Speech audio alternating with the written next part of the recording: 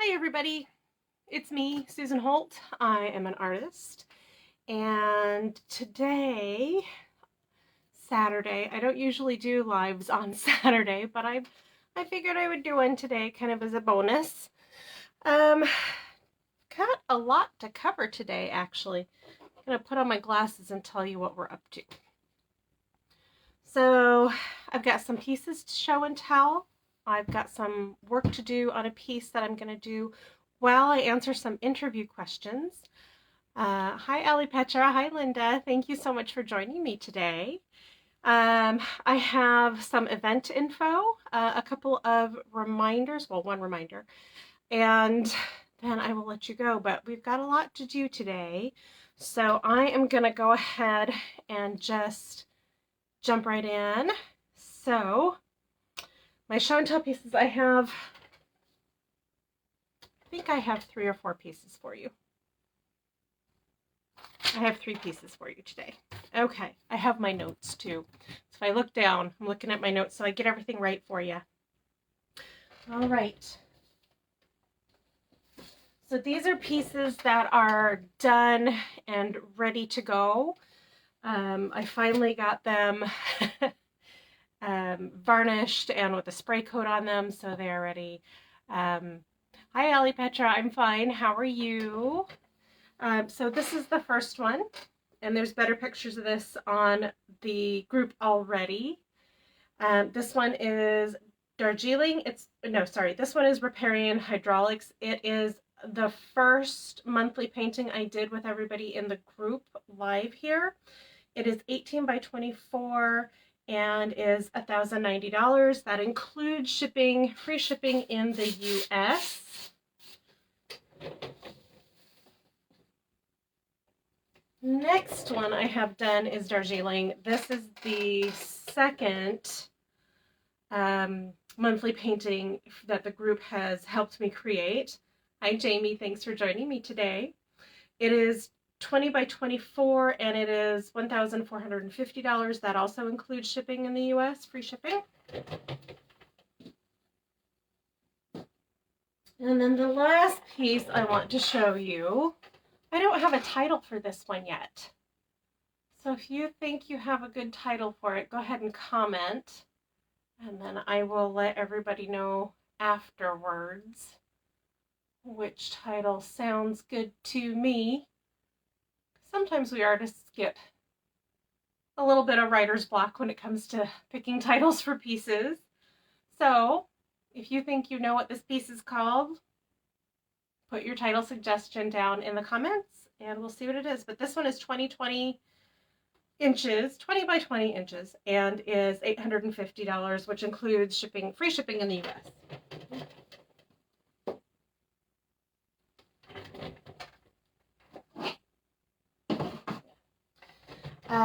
So that is my show and tell for today.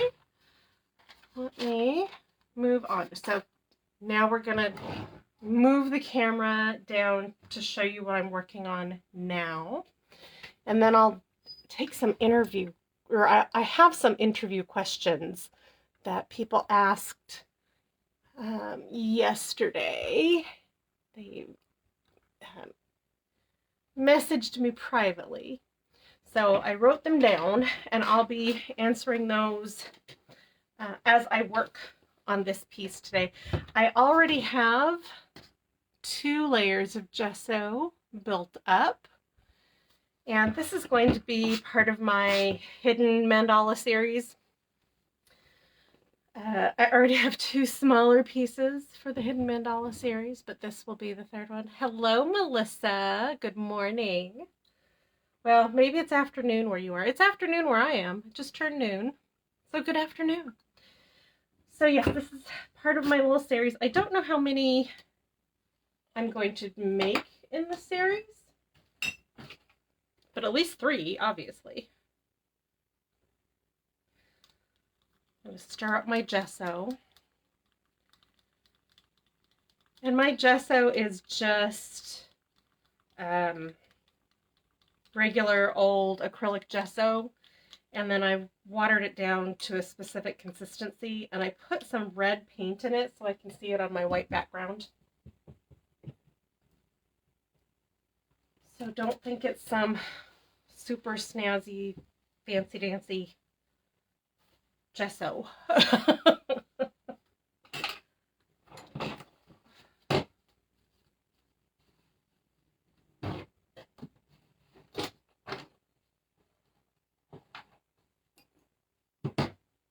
Okay.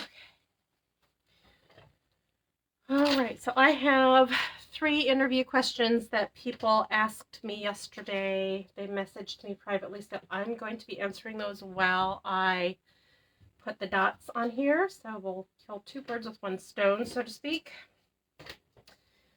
The first interview question is, what is the most difficult thing about being an artist?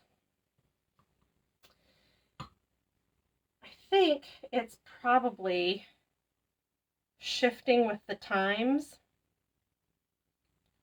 Like before COVID, pre-COVID, we knew we had to get into galleries, and we had to get into named galleries, then we had to get into, important galleries, big deal galleries. If a museum picked up one of our pieces, that was a huge deal.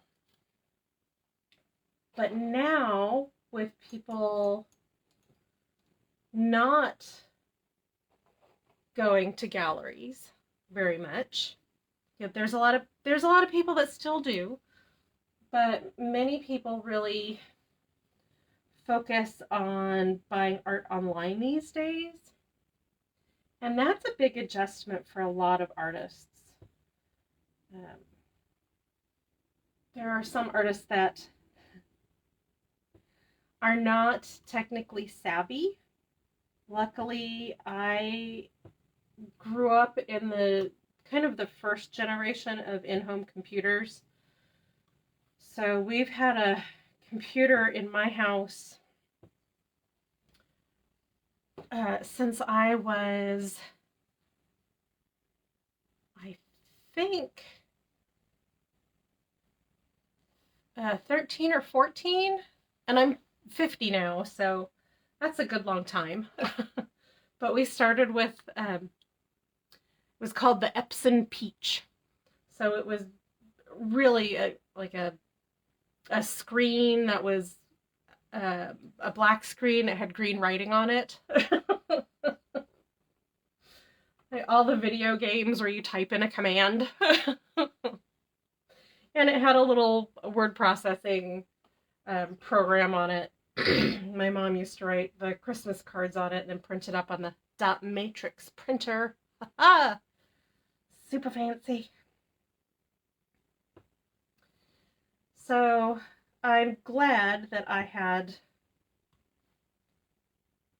parents who were able to have that technology in the house and were interested in that technology. My dad's a civil engineer, so anything new like that came out, we didn't always have the latest and greatest, but we were certainly not lagging behind. So I think that for a lot of artists, the new computer tech thing is daunting. Excuse me. But like I said, I've kept up with computer stuff. In one of my jobs, I was the computer pro at the office, which should frighten everyone. Hi, Terry Lynn. Thanks for joining me. So yeah, I think that's probably the most difficult thing about being an artist right now is learning all the new tech and keeping up with it, and shifting with the market to not necessarily rely on galleries. There's still a reliance on galleries, but to have that as an option, but not the only option. So I think that's the most difficult thing about being an artist is the tech. Now, if anybody out there is an artist who works strictly on computers, I have a lot of respect for you. I have friends who do that, and they brought over one of their iPads with a fancy schmancy computer program for me to kind of poke around and play with at one point.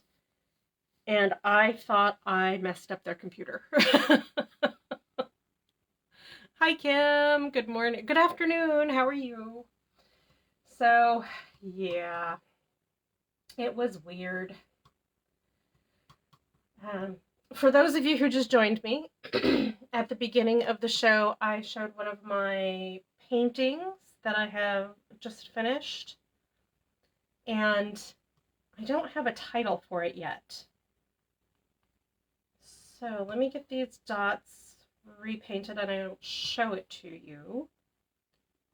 If you think of a title or you think you know what it wants to be called, let me know, because sometimes we writers get writer's block when it comes to titling things. All right, let me show you. It's this piece right here. I don't have a title for it. So if something comes to mind, write it in the comments and let me know.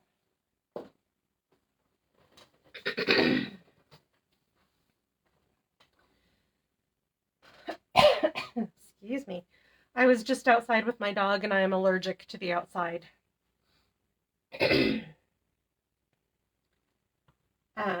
I was allergy tested this year, and I am apparently allergic to all of the grasses, all of them. And since it's the weekend, people are out mowing their lawns, which means when I go outside with the dog, I come back in and I get a little stuffed up.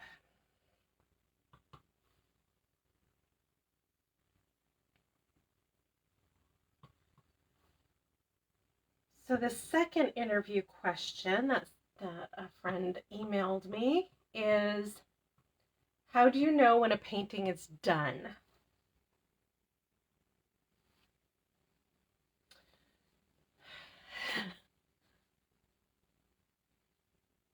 Oh, Kim says that the other painting looks like Autumn Storm. I like it. That's a good title. Got an itchy arm today too. Sorry about that. I like it, Kim. Thank you for the suggestion. So how do I know when a painting is done? I'm going to tell you a story. I'm really good at telling stories, so this is one of them.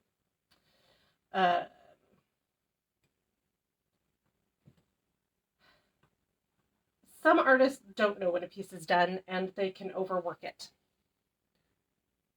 Some people don't know when a piece is done, or they don't know the next step, so they underwork it.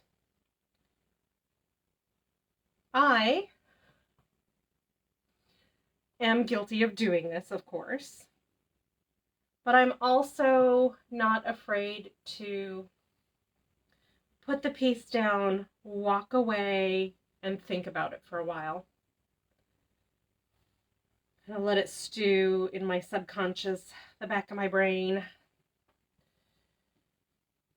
But when I was in college, I went to Arizona State University, and I have a Bachelor of Fine Arts degree, strangely with a ceramics emphasis. Not ceramics. I was taking the required 3D sculpture class. One of the young ladies, and I was a returning adult, so I was in my early 30s when I went back. One of the young ladies in class complained that my sculpture it was a found objects sculpture, and it only had 3 pieces of metal that were put together in a specific way. And she got all upset that I was getting rave reviews and oohs and ahs from the professor and from the other students. And, quote, it only looked like she spent 10 whole minutes on it. Hi, Melissa. Thanks for joining me. So she goes on to say that she spent hours and hours and days upon days of working on her piece. And the professor had walked past her piece on the way to critique mine. And being somewhat young and lippy himself, because he was a TA, teacher's assistant, teacher's aide, something, he said to her, perhaps you should learn to edit. And the entire class went, oh! And she was pissed. Absolutely angry. So I think for some artists, it is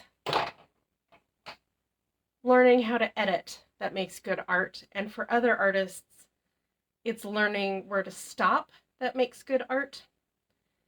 And for yet another kind of artist, it's learning to put the piece down, walk away, come back to it later, and look at it and really evaluate it. If it's something like this that I have been working on perfecting the technique that I use, then I can do this quickly. I kind of know what I want from the piece.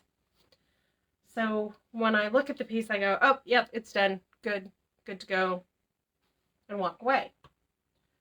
But if it's something that I'm experimenting with, then I like to really push it just about as far as I can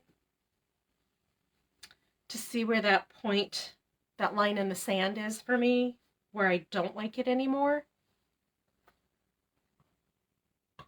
So I think that's how I know when a painting is done, is through trial and error and practice.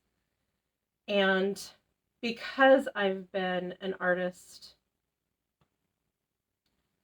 for practically my entire life, I was drawing on the closet walls at 3 years old. And instead of my mother yelling at me, she went out and got some newsprint left over from the newspaper. This is back in the 70s, back when everybody got the newspaper. So she got the end of the roll and set up a little drawing station for me. So since I've been drawing and creating for so many years, I think at this point, knowing when a painting is finished really does come naturally to me. When I look at a piece and I say, oh, I could do this one more thing. Oh, now I can do this next step. Oh, this looks like it needs a little bit here. This looks like I could, outline there. This looks like I could, whatever. Then I know it's not done yet. But when I look at a painting and I go, there is literally nothing else I can do to this, because if I do, I will ruin it, then I stop.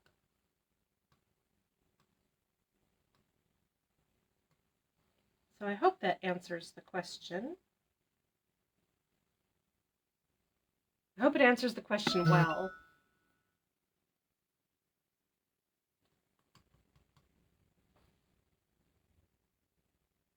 And I have one more interview type question that another person sent.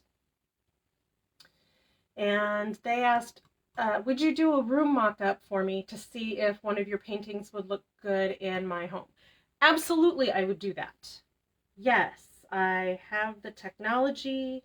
As long as you can take a photograph of the wall head on so that the wall is a flat surface in the photo, then I can do a room mock-up and see what painting is going to look best there. Melissa says, I agree with going away and then coming back to see it with new eyes. Right? That's sometimes the best tool there is just walk away. Another thing that I like to do is, if I'm uncertain, I let whatever it is dry, walk away, and then I look at it from a distance of 6 to 20 feet. Hi, Tammy. Thank you for joining me. Kim says that it's so cool to see it on a piece on your own wall. So yes, going back to this question, absolutely. If you are interested in one of my paintings and want to know if it fits into your decor and into your space, send me a picture. You can even just do it through Messenger here, and I will do a room mock-up free of charge. And we'll see if that painting really will go well in your home. Sometimes I think something goes in someone's home, but they don't. And it's really up to that person who's asking, because I don't live there. I don't have to live with that piece. But they would have to live with it if they purchased it. So it's just something that I feel comfortable doing to make sure that you are happy with a piece before you purchase it. So there's really no question about will it go or where will it go. I mean, we can even get on a call and you can walk me around the house and I'll say, hey, maybe this would be a great option for such and such a space. Like if you really love one of my paintings, but you don't know where it's going to fit in your home, we can do that too. And that would be a free consultation call. So yeah, that would be good. Either one of those. Definitely make sure you're going to be happy with that piece before we spend the time and expense to get it shipped to you. I think that's only fair, really. Make sure you're going to be happy with something.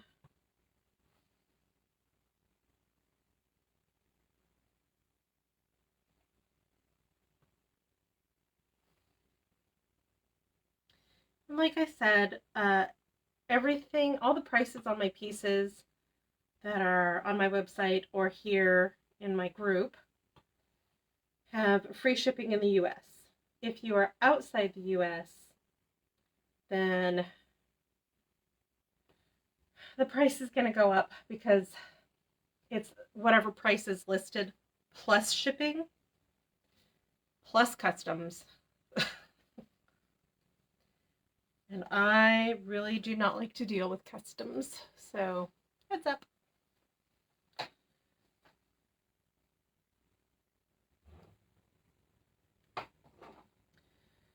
The thing about building up these layers is I have to remember exactly what tool I used for exactly what dot for each layer.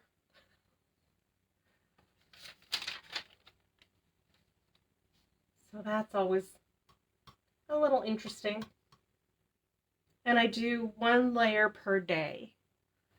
If I do a layer in the morning, I might be able to do another layer in the evening, but I find that when I do that, it just doesn't sit right. The gesso doesn't sit right. It doesn't do what I want it to because it's not quite dry enough on the layer before. So one layer every day. And it's quite dry here. I live in Arizona, so I'm in the desert. If I were to do this in Louisiana or Washington State, then I might have to wait 2 or 3 days because it's so muggy. Kim says I must be very organized. Well, organization is a state of mind. My studio is a complete train wreck. I know where everything is in it, but I have my tools laid out in an order, and I have the ones I'm using kind of pushed up or down, so I know which ones I have used for this project, but sometimes I don't remember quite which ones they are. Like this could have been the next size up, but I know it wasn't. So yeah, everything is organized in my head, not so much in my physical space. And if you want to see the mess that my studio is, I will be showing you that, not next weekend, but the weekend after it, the weekend of February 11th, 12th, and 13th. I'll be doing 3 live events then. That is the big deal weekend that is coming up. So Friday the 11th, I'll be here at 6 p.m. Arizona time, which is Mountain Standard Time right now. We don't change time zones, so we flip between Mountain and Pacific. So we're on Mountain Standard Time right now. So 6 p.m. Mountain Standard Time. And then Saturday and Sunday, the 12th and 13th, I will be here at noon Mountain Standard Time both days for lives. Friday is going to be Friday Fun Day, so we're gonna have our giveaway at the end of that one. So join me for that and see if your name comes up on the wheel as the winner of one of the, oh, they're over there, they're under something. One of the little paintings that I've posted about.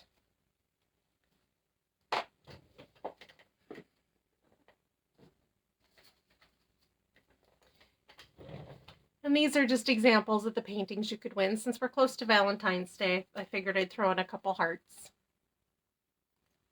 And then I have a pretty pink and black, elegant little piece. There are other pieces like this, so if these don't hit your hot button, you'll be able to choose something that does.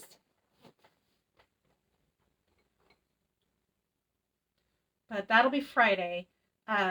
Saturday the 12th at noon is going to be Show Me Saturday, so we'll do some show and tell. Kim says they're beautiful. Thank you, Kim. So yeah, Saturday is Show Me Saturday, so I'll be showing you some stuff. And then Sunday is studio time. I think Saturday I'll probably give you a studio tour. So if you want to see the creative chaos behind the scenes, join me on Saturday the 12th at noon, Mountain Time.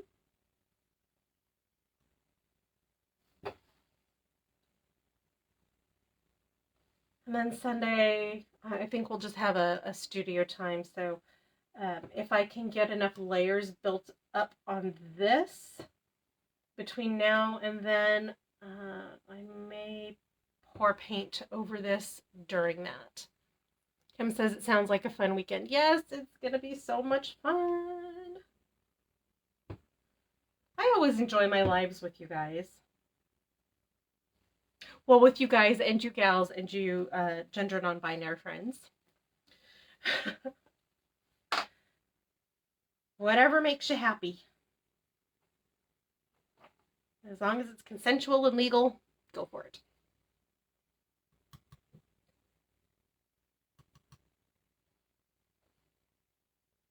Okay, what am I doing here?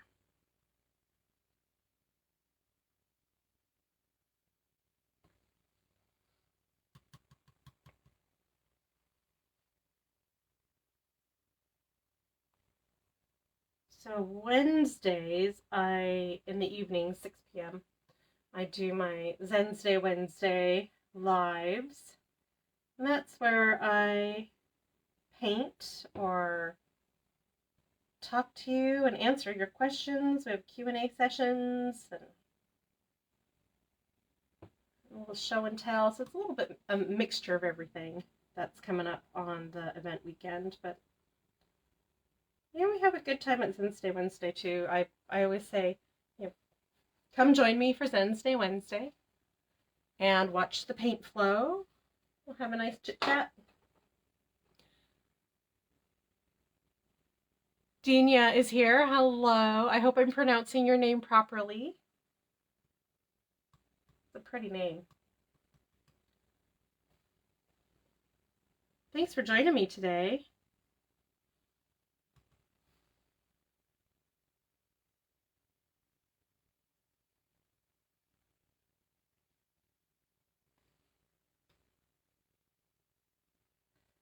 So I see this little piece has kind of a little dot. It's kind of a, I know you can't see it on there, but it has the dot and then it has a little part that comes out. I do have a way to fix that, but I'm not going to do that on camera because it looks a little scary. I don't want to freak you out. So I have a very specific utility knife, an X-Acto knife that I like to use. So that is done for the day. This is layer number 3 of the gesso. This will be another one of my hidden mandala series. And oh, by the way, oh, Kim says, so are you going to pour over that? Yes, when I have enough layers of gesso built up, I will pour over it. No, I put them away. Oh, here. Here's one that I have. This is my sampler piece, but I did put white paint over the raised bumps. I don't know if you can hear that, but it's raised. If I turn it, you can see that the gesso is raised above the canvas. This canvas panel, so it's a little bowed in some places. But yes, so underneath the paint on here is this process. This doesn't have as many layers on it as this one will, so they're not as domed and as raised as this one will be. But this is my sampler piece. Kim says, love the colors. Oh, thank you very much. Yeah, I just did all the rainbow colors, and sometimes more come out than others do. Like I have a couple tiny little flashes of red. That's what happened with the red. And that's okay. But this piece I'm going to keep as my reminder of what to do and what not to do. I find having a sampler piece with some of my art reminds me to slow down, do it the right way, don't mess it up. Oh, yes. So this jar, if any of you are artists out there or crafters, if you are here in the States, there is a restaurant chain that serves breakfast, lunch, and dinner, and has rocking chairs on the front porch, and you can play giant checkers while you wait for your table. They have a blueberry syrup. It has a nice wide lid on the glass bottle. Yes, Tammy, exactly. But I am not endorsing them. So thank you for guessing the name. But their blueberry syrup comes in a nice wide topped glass bottle. And since it's for syrup, the lid already has a little wax ring on it, and it seals nicely. So I am perfectly fine passing this bottle over my painting area, my work area. So if you have gooey kind of liquids that you need for your studio and you don't eat at that restaurant, have friends pick you up one of these. I have used these for gesso, for a paint ink combination that I use that's really kind of goopy, and for some other stuff. And I've never, ever had one of these leak. I think the one that I'm using for my ink paint combo is at this point just about 20 years old, and it's still holding that stuff in. It's still holding the liquid in. It's doing a great job. So these are fantastic, and all they cost you is eating some pancakes with blueberry syrup, or your friends picking them up for you if they're going on road trips. I know Kim had a comment up there. Oh, happy accidents. Yes, yes, Kim, happy accidents do happen indeed. Tammy says about the bottles that they're a great idea, and Kim says nice tip. Yes, because although I like you all and I want you to buy my art, I also don't want you to ruin your own art. And sometimes these kind of bottles that paint comes in from the craft stores, they don't last very long, and they don't do what I need them to. They don't keep the liquid in them fresh, pliable, and viable for as long as these. So that is my artist tip of the day. Okay, well, I think I'm going to draw it all to a close. I would like to thank you all for joining me today, and I appreciate you being here. I appreciate you being in my group, and all of your likes and hearts and comments. They make my day every day, so keep them coming. Thank you so much. And again, pull this up so you can see me. There I am. My name is Susan Holt. I am an artist. Thank you so much for joining me today. I will see you on Wednesday at 6 p.m. Arizona time for Zen's Day Wednesday. Hopefully this will be, this or another painting will be done enough, so I'll be pouring some paint this Wednesday. Thank you, Kim. You have a great weekend too, and I'll see y'all soon. Bye.